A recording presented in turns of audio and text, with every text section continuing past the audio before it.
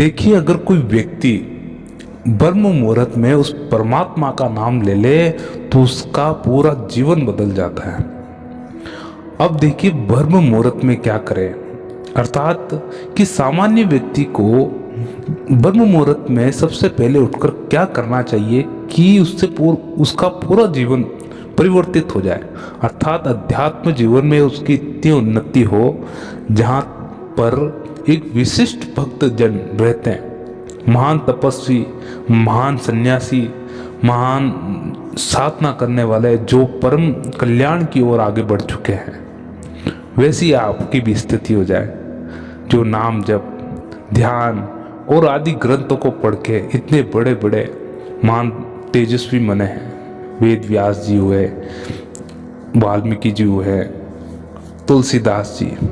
अब उन्होंने अपने जीवन में क्या अपनाया है, सर्वप्रथम मैं आपको वह बताने जा रहा हूँ जो आपके लिए बहुत ही पर्याप्त है, और इसको मैं इतना गहराई में समझा रहा हूँ आपको जो आपके लिए बहुत पर्याप्त होगा कि ब्रह्म मुहूर्त में क्या करना चाहिए। बहुत ध्यान से सुने कि ऐसी क्या प्रतिक्रिया अपनाए जिसके माध्यम से हमारा जीवन सार्थक हो जाए। सबसे बड़ी बात होती है कि मानव जीवन को सार्थक करना, उसका परम लक्ष्य अर्जित कर लेना, उस लक्ष्य पे विजय प्राप्त कर लेना। तो इसकी शुरुआत करते हैं। सर्वप्रथम मैं इस विषय पर जो शुरुआत करने वाला हूँ वो उस दिन से पूर्व अर्थात उस रात्रि से होनी चाहिए जहाँ पर आप सोने जा रहे हो। अगले दिन के सुबह आपका पूरा दिन परिवर्तन करने वाली है। देखिए, जिस दिन आप एक दिनचर्या बनाते हैं कि आगे कुछ इतना अच्छा होना चाहिए कि मेरे जीवन में मेरा पूरा जीवन सफल हो जाए, उसके लिए आपको रात्रि में अपने संपूर्ण जीवन का समर्पण आपको परमात्मा को करना पड़ेगा। ये बात आपको गांठ बांधनी पड़ेगी, क्योंकि आप स्वयं के बलबूते पर अगर कोई चीज करना चाहेंगे तो वह व्यर्थ होगी और सफल नहीं होगी। अगर अपना जीवन परमात्मा को समर्पित कर दिया जाए तो उसकी एक एक सांस पर भी उस परमात्मा का हक रहेगा। यानी कहने का मतलब यह है कि आप जो एक सांस भी ले रहे हैं, एक कार्य भी कोई कर रहे हैं, तो उस पर परमात्मा का हाथ रहेगा। यहाँ पर आपका मैं महत्व नहीं रखेगा। यानी मैं का मतलब यहाँ का आपका अहम भाव, जो अहंकार है, वो आपका खत्म हो जाएगा पूर्ण रूप से। तो संपूर्ण जीवन समर्पित कर दे कि प्रभु ये जीवन आपको पूर्ण रूप से समर्पित है। अब आप इसके करता धरता है। अब मैं एक नई दिशा में जा रहा हूँ, उसके लिए मुझको प्रेरित करें और मेरे जीवन का उद्धार करें। इस कामना के साथ आप रात्रि को सोए और अगले दिन दूसरा स्टेप मैं आपको बता रहा हूँ, ब्रह्म मुहूर्त में आपको जागना है। अब ब्रह्म मुहूर्त में जागे और भगवान की कृपा प्राप्त करें। किस प्रकार से कि ब्रह्म मुहूर्त में जागे हैं आप तो उस परमात्मा की कृपा से ही जागे। ये मान के चलिए, हर कोई व्यक्ति ब्रह्म मुहूर्त में नहीं जा सकता, जाग नहीं सकता। ये बात आप लिख के ले लीजिए। हर कोई व्यक्ति ब्रह्म मुहूर्त में बिल्कुल नहीं जा सकता, क्योंकि इस समय निद्रा का प्रकोप इतना होता है कि इतनी गहरी नींद में होते हैं लोग कि उनको इस घड़ी का पता भी नहीं रहता है कि बाहर कौन आ रहा है, कौन जा रहा है। अगर हलचल भी होती तो भी नहीं पता चलता। परम पिता परमेश्वर का अगर आशीर्वाद हो तो इस समय व्यक्ति उठकर स्नान इत्यादि करके उसका भजन कीर्तन भी करने लग जाता है।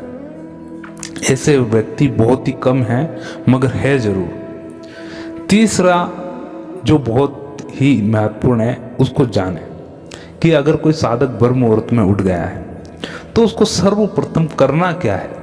देखिए, जब आप उठ जाते हैं तो इस बात का जरूर ध्यान दें कि उठने से पूर्व आपको बिस्तर त्यागने से पहले आप बैठे हो जाते हैं। वहाँ पर बैठ गए, जैसे बैठने के बाद सर्वप्रथम आपको एक आशीर्वाद लेना है, कृतज्ञता धारण करनी और धन्यवाद प्रकट करना है। यहाँ पर देखिए, आशीर्वाद किसका, सर्वप्रथम आशीर्वाद आपको माता पिता का, और दूसरा गुरु का, और तीसरा परमात्मा का। इन तीनों का आशीर्वाद लेना है, प्लस धन्यवाद प्रकट करना है। माता पिता के द्वारा आप इस धरती पर आए, इस संसार में आए। दूसरा, गुरु के माध्यम से आपने उस परम पिता परमेश्वर का अंश तत्व ज्ञान जाना कि सही मार्ग कौन सा है ना। इस संसार रूपी सागर में अगर पार होना है तो किस दिशा में जाना होगा, ये दिशा आप बताने वाला गुरु के अलावा और कोई नहीं होता है। और तीसरा, परम पिता परमेश्वर स्वयं, जो सबके जीवन का उद्धार कर देता है, उसको जरूर याद रखें आप। तीनों का आशीर्वाद लेके धन्यवाद प्रकट करके और अपनी कार्यविधि शुरू करें। अब चौथा आपको स्टेप बताता हूँ। 10 मिनट आपको यहाँ पर लगते हैं, यानी 10-15 मिनट 20 मिनट तो मान के चलिए। अगर जैसे कोई व्यक्ति 4 बजे उठ जाता है तो 4:30 बजे बिल्कुल फ्री होगा, कैसे शौच इत्यादि करके स्नान करना चाहे तो वह भी कर सकता है। 10-15 मिनट का ये काम होता है। स्नान आदि आप कर ले, शौच इत्यादि, फिर उसके बाद आप कम से कम 5 या 10 मिनट प्राणायाम करें।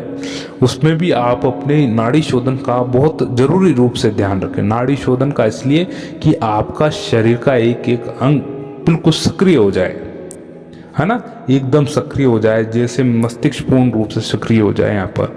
इसके लिए आपको नाड़ी शोधन के लिए अनुलोम विलोम, भस्त्रिका और कपालभाति, इस प्रकार के आप प्राणायाम करें। स्नान अगर आप अनिवार्य कर देते हैं इसमें, तो आप मान के चलिए कि आपके उम्र का एक दौर निकलने के बाद एक ऐसे पड़ाव में आप आ जाएंगे, जैसे बूढ़े हो गए आप, 60-70 साल आपकी उम्र हो गई।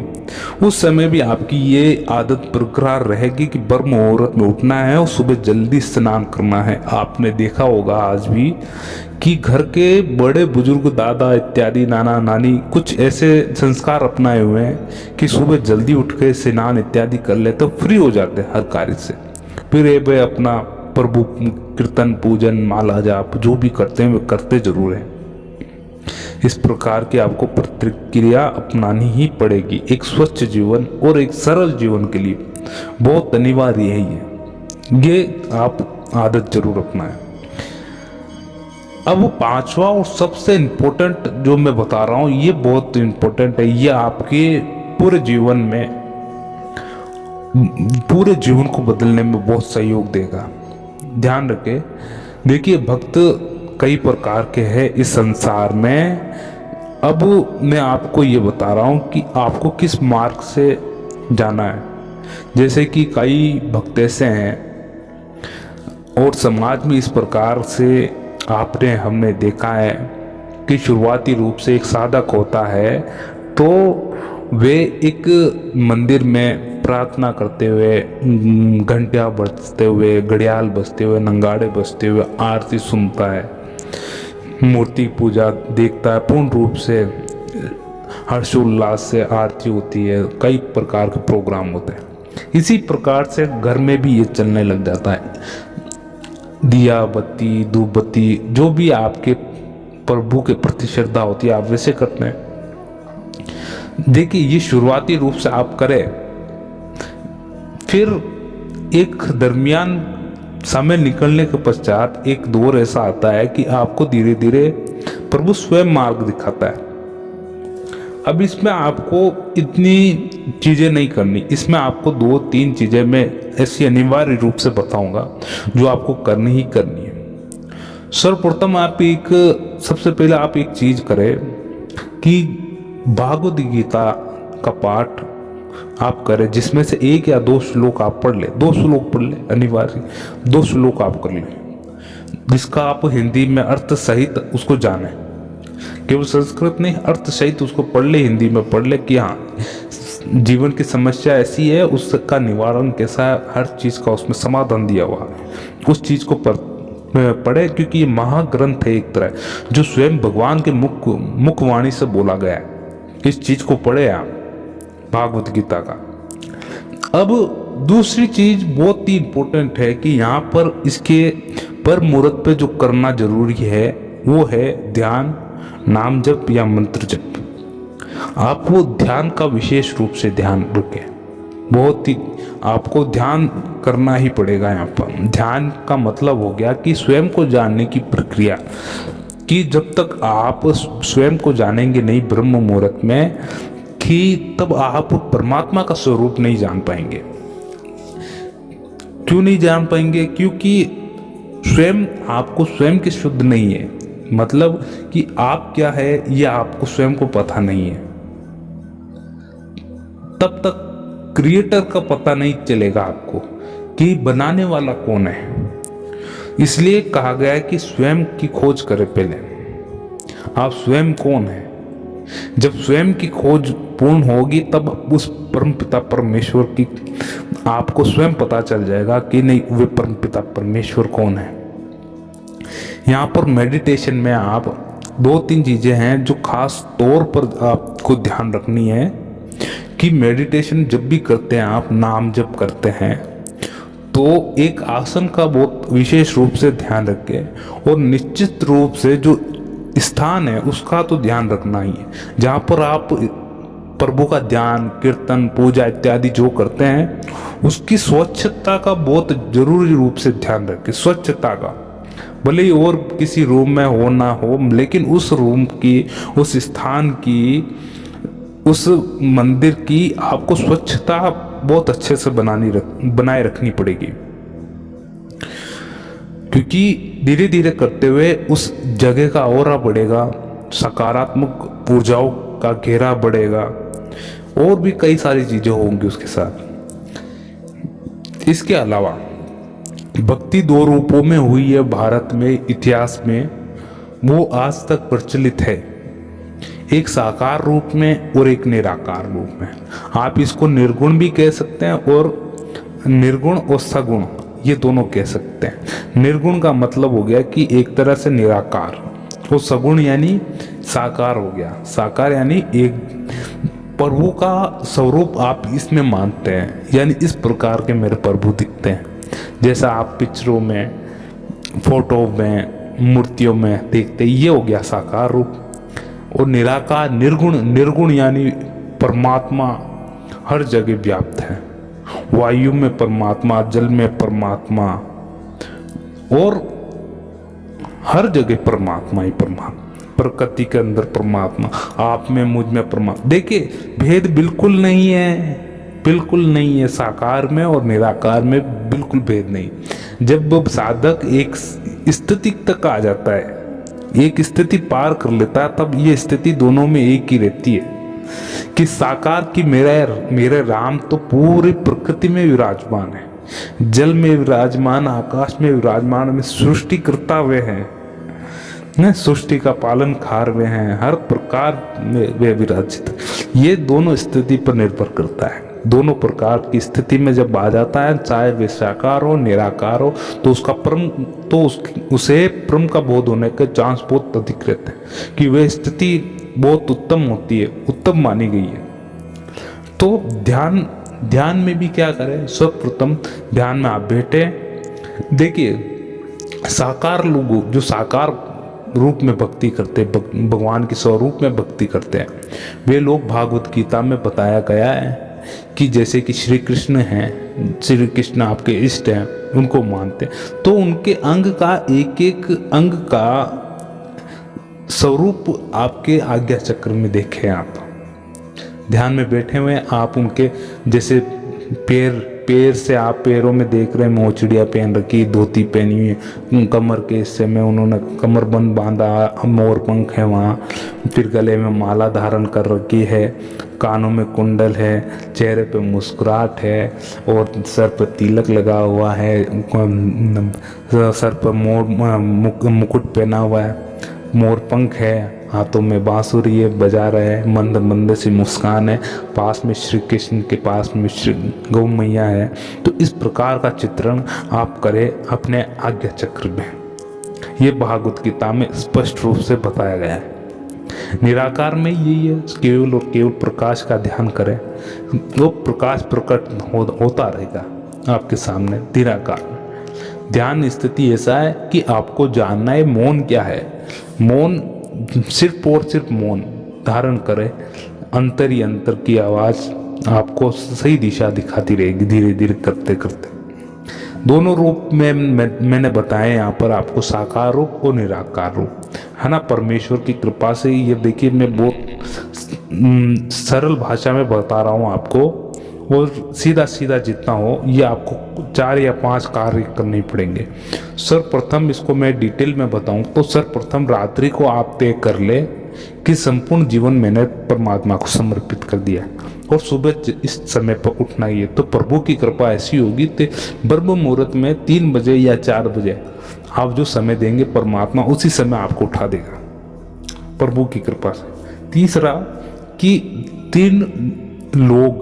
3 जन ऐसे हैं इस संसार में, 3 जन, और जिसमें एक परम विधाता है कि एक तो माता पिता, एक गुरुजन जो ईश्वर तुल्य है, और एक स्वयं परमात्मा। इन दोनों का धन्यवाद आशीर्वाद जरूर लें। चौथा ये है कि आप सुबह उठने के पश्चात थोड़ा टहले, प्राणायाम करें, योगा कर ले, नाड़ी शोधन करें, स्नान अनिवार्य कर दे, चाहे सर्दी हो चाहे गर्मी हो। सर्दियों में थोड़ा गर्म पानी से स्नान करें, और गर्मियों में आप ठंडे पानी से तो वैसे ही कर सकते हैं, इसमें कोई दिक्कत नहीं। फिर आप पूर्ण रूप से स्वस्थ हो जाएंगे। स्वस्थ होने के बाद आप ध्यान इत्यादि, नाम सुमरण, पूजा वंदना जो भी करते वो करें, बिल्कुल दृढ़ विश्वास के साथ कि हाँ मुझे ये चीज़। भागवत गीता का अनिवार्य कर ले अपने जीवन में, क्योंकि ये भी एक मोक्ष का मार्ग बताया गया है। भागवत गीता को जो पढ़ता है वह मोक्ष की प्राप्ति होती है, इस पे स्पष्ट रूप से कहा गया। इसलिए इसके 2 श्लोक तो अनिवार्य रूप से आप पढ़े ही पढ़े। ध्यान करें, साकार और निराकार जो भी आपका मार्ग है उस पर। अब नियम क्या रखने हैं आपको, मैं उस नियम के बारे में बता देता हूँ। नियम में आपको सर्वप्रथम धारण करना है कि एक तो शाकाहार जीवन, बिल्कुल शाकाहार अपनाना है आपको यहाँ पर, और दूसरा है कि शुद्ध विचारों को अपनाएं। शुद्ध विचारों का मतलब ये है कि आप संस्कृति भी वैसी अपनाएं जैसी आपको आपने जीवन परिवर्तन करने की ठानी है, उसी प्रकार से आपको जीवन में विचारों को अपनाना पड़ेगा सकारात्मक। पंच विकारों से बचें। पंच विकार यानी इंद्रियां हैं, 5 इंद्रियां, इनमें तरह तरह के विकार उत्पन्न होते रहते हैं। आंखों से, हाथों से, नाक से, कान से तरह तरह के विकार उत्पन्न होते हैं, उन पर संयम बरतना यह आपका काम है।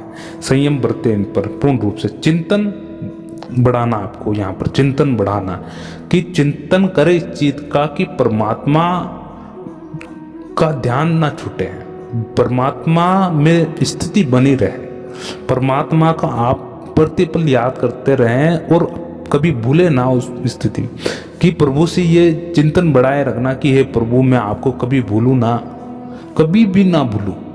कोई भी परिस्थिति आ जाए, चाहे सुख आए दुख आए, इस दुनिया में कितना ही हाहाकार मच जाए, त्रासदी हो जाए किस पर, लेकिन मैं आपको किसी भी स्थिति में कभी भी ना भूलूं, ऐसा मुझे वरदान दे आप।